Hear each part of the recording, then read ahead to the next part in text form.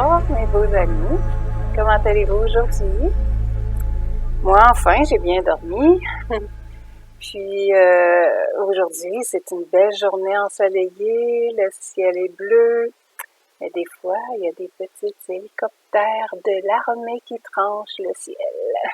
On va peut-être en entendre pendant la vidéo aujourd'hui.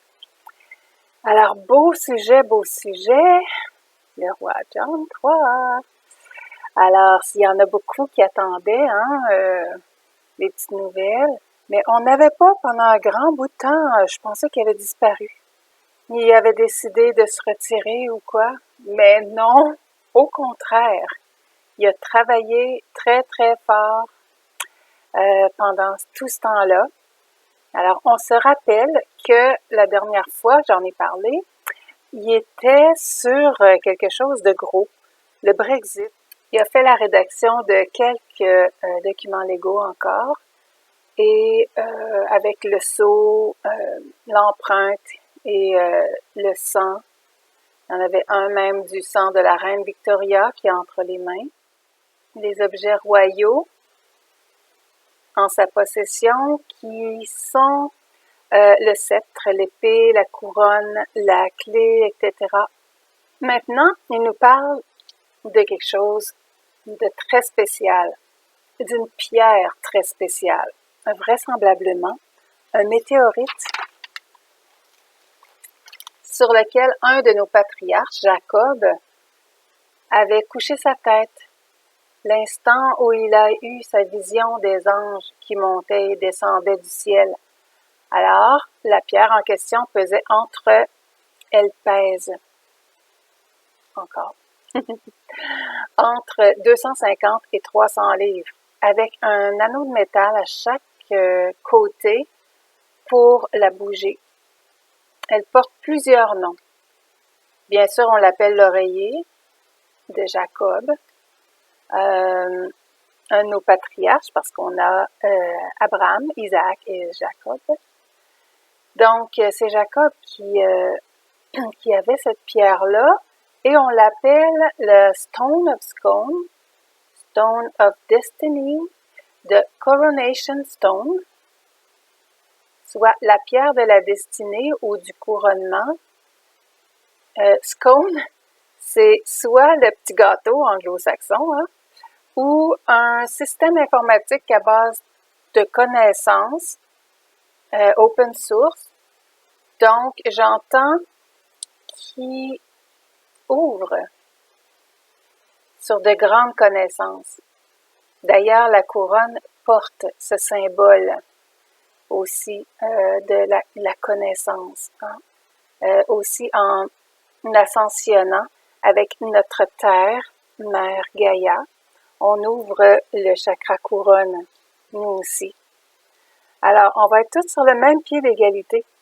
Ben oui, le roi Gregory Hallett, Donald John Trump aussi.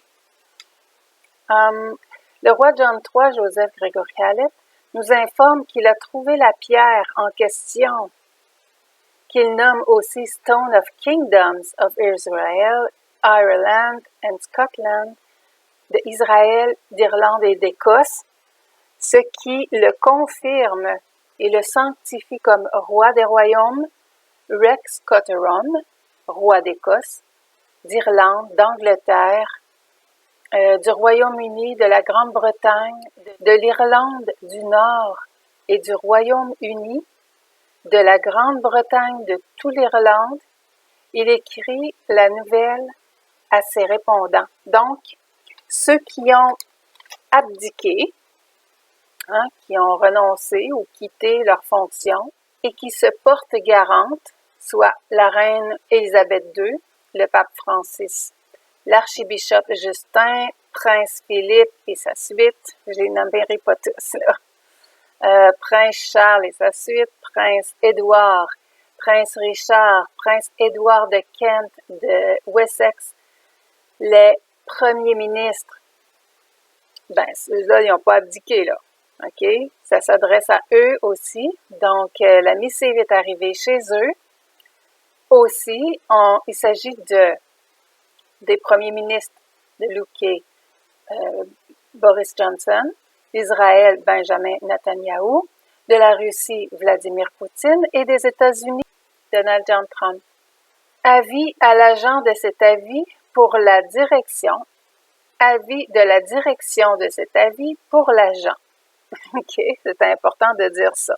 Que ceux qui reçoivent donnent cet avis-là à toute la maison où ça arrive. Et ça arrive jusqu'à la direction. Et la direction s'assure aussi que tout le monde ait la missive. OK, alors tout le monde est au courant. Proclamation royale numéro 3. Certification SRA3 datée du 13 novembre 2020. Il avait travaillé là-dessus. Tout le temps qu'on ne l'a pas vu. Il commence en énumérant les documents légaux qu'il a produits précédemment, dont celui du 17 novembre 2019 déclarant l'ambiguïté ou l'illégitimité de la reine Élisabeth, son style royal, ses titres. Celui du 26 janvier 2020 déclarant sa légitimité à lui comme descendant de la lignée royale de la reine Anne Boleyn. Celui du 31 décembre 2020, ça c'est une erreur que j'ai trouvée dans son document. J'espère qu'il va la corriger. Mais de toute façon, il s'en glisse, puis il y a des annexes après, il n'y a pas de problème. Déclarant que le Mashiach, Christ Messia, est le roi d'Angleterre. Celui du 17 novembre 2019, déclarant que le roi George V est illégitime par sa conception. Le roi Édouard VII n'était pas son père. Et la certification de chacun en donnant les dates et les numéros. OK. Le tout écrit sur une ligne. C'est comme ça que j'interprète ça parce que c'était condensé. J'ai pas tout vérifié, OK? Mais c'est le principal que je vous donne ici quand même. Et il nous arrive avec d'autres documents légaux, soit le 9 juillet 2020, un jugement pour la certification du contrat légal d'estopel judiciaire certifiant les sanctions au royaume et au roi des royaumes pour Joseph Grégory Hallett en tant que roi John III. Aussi le 9 juillet 2020. Il y en a écrit beaucoup le 9 juillet 2020. OK, on s'attelle.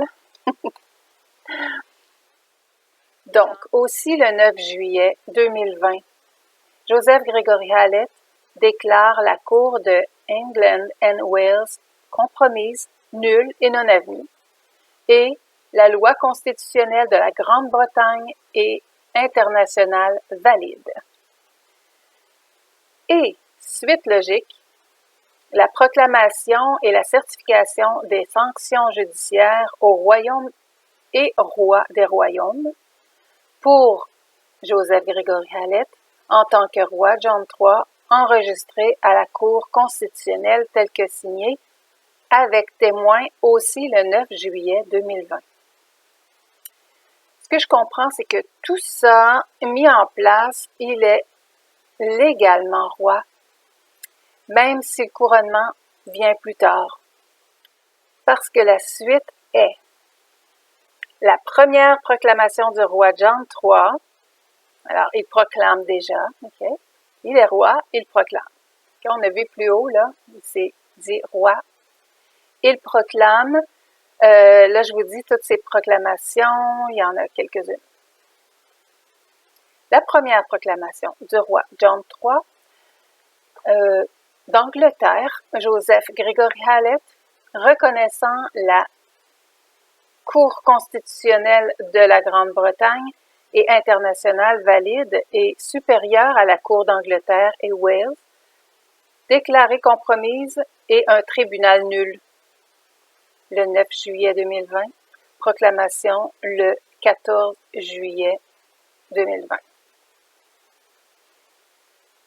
Deuxième, proclamation royale décrivant les cours constitutionnelles comme légitimes en matière de documentation légale proclamé le 17 juillet 2020.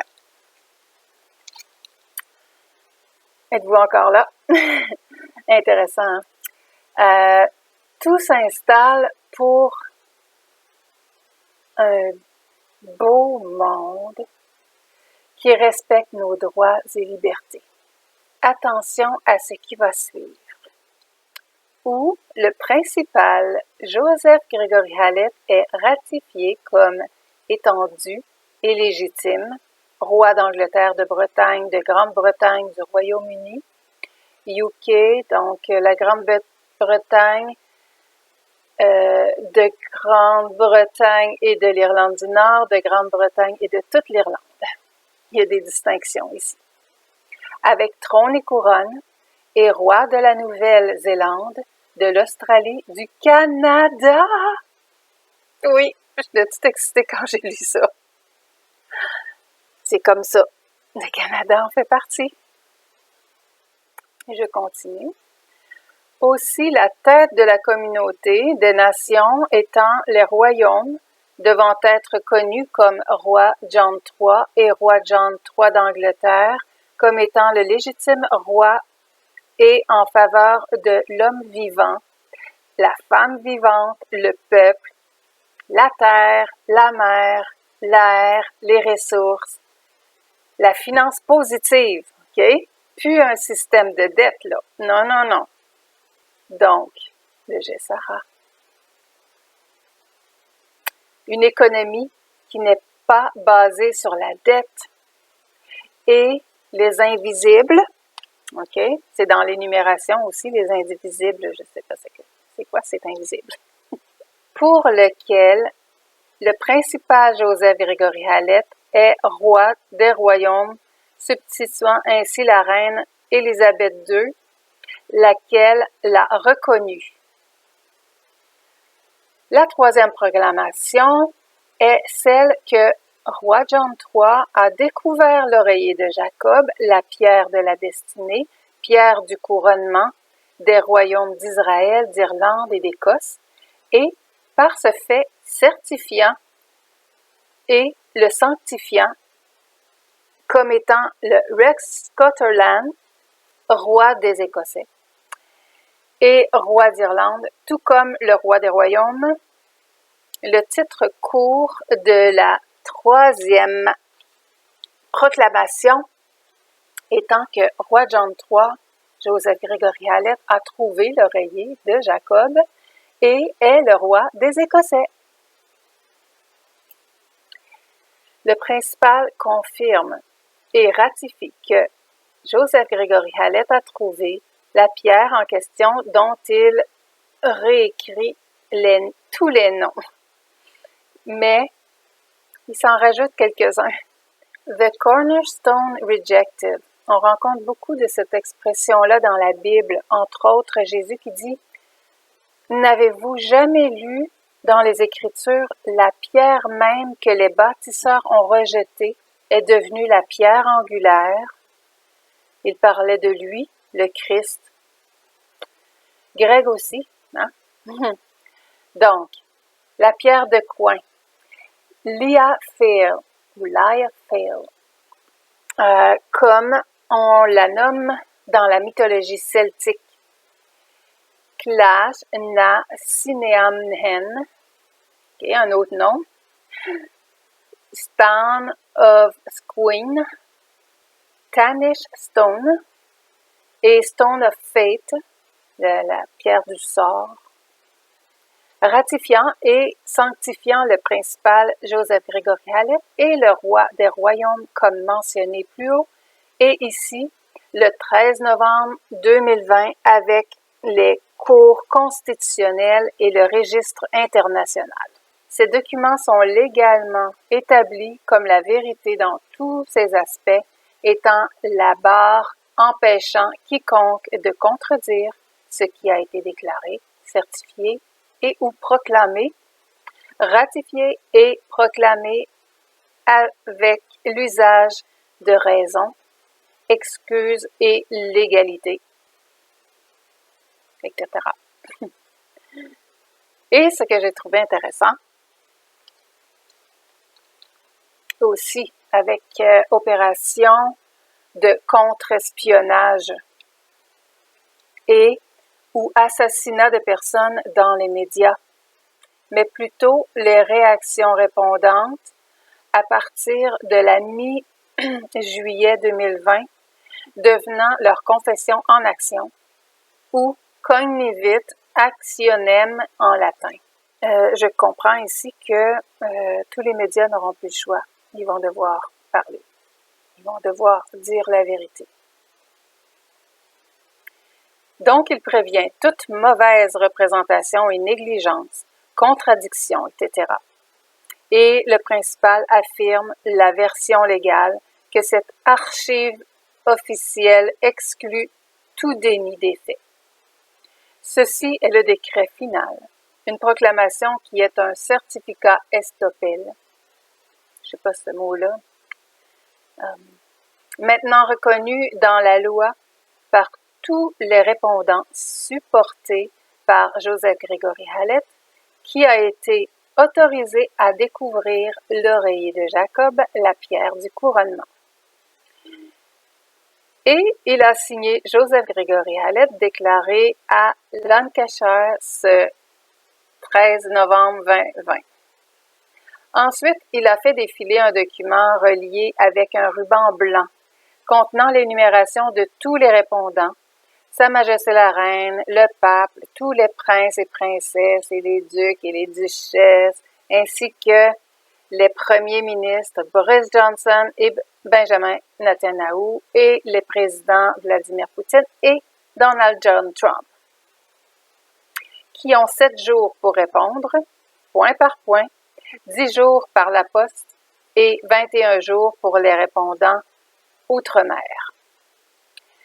La tierce partie étant l'agent, oui, l'agent encore,